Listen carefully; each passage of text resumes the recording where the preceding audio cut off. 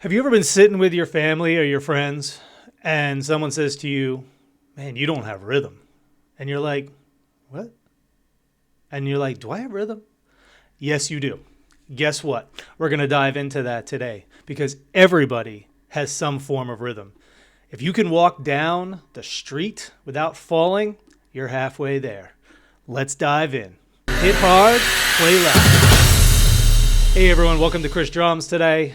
We are going to be diving into that thing called rhythm.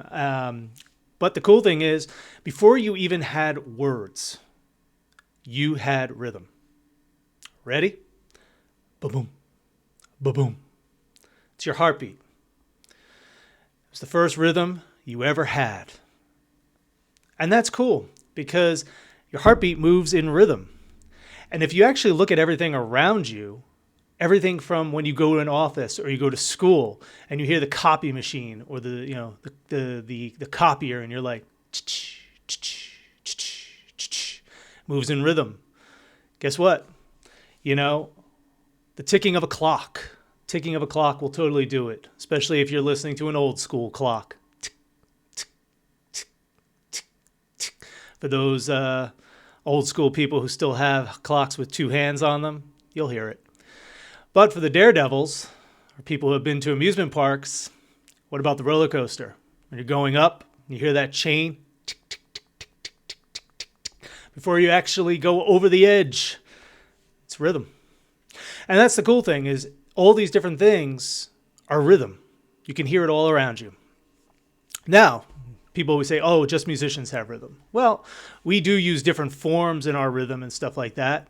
I'm going to grab my trusty drum pad. And one of the first ingredients we actually do is called accents, because if we have something like going tick, tick, tick, we like to kind of accent the first one. We might go da, da, da, da, da, da, da, da, da, da, da, da, da, da, da. And then we like to try to organize that into just a little bit of like a measure or a bar. So like when we move to our meter, when we're counting things and you're like, whoa, measures, meter, you're talking like a foreign language. And I'm like, no, measure just really means you're putting something and you're organizing it into a specific place. And a meter is just how you're going to count something. Listen to any pop song. Any pop song at all. Little rock song, something called 4/4 time. Just means that basically we're going to count to 4. 1, 2, 3, 4. 1, 2, 3, 4. 1, 2, 3, 4. And that's it. And then we like to try to figure out how fast or how slow we want to do something. That's just called tempo. So we might do something like 1, 2, 3, 4. 1, 2, 3, 4.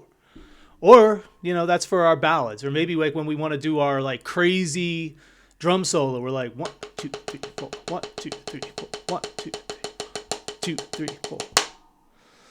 So we just organize it how slow or how fast we want to do something. And that's what we do. But the cool thing is you don't even need a drum pad or a drumstick.